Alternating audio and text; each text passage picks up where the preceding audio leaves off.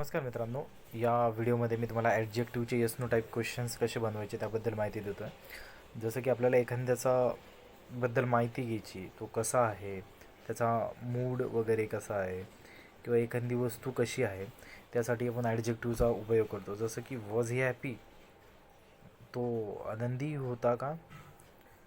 Was she hungry, ती भुकेली होती का?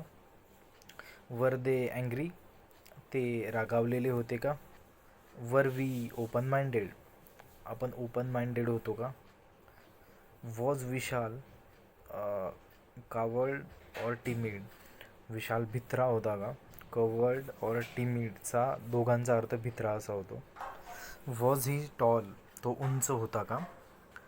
वॉज द हाऊस क्लीन, घर स्वच्छ होतं का? वर रोड्स एम्प्टी, रस्ते मोकळे होते का?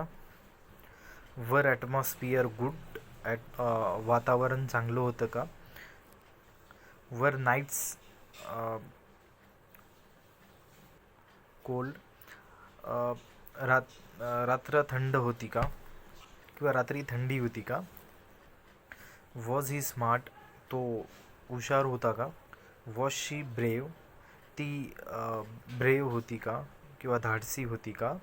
वॉज ही बोल्ड, तो ढीठ होता का? वॉज दे वर दे टॉकेटिव्ह, ते बोलके होते का? वॉज पेपर इझी, पेपर सोपा होता का? वॉज पेपर हार्ड, पेपर कठीण होता का? वर दे फ्रेंडली, ते फ्रेंडली होते का?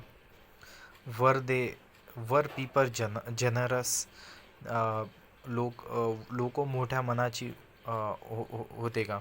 तर अशा प्रकारे तुम्ही ॲडजेक्टिव्हचा वापर करून येस नो टाईप क्वेश्चन्स बनवू शकता. जर व्हिडिओ आवडला असेल तर लाईक, सबस्क्राईब आणि शेअर करा.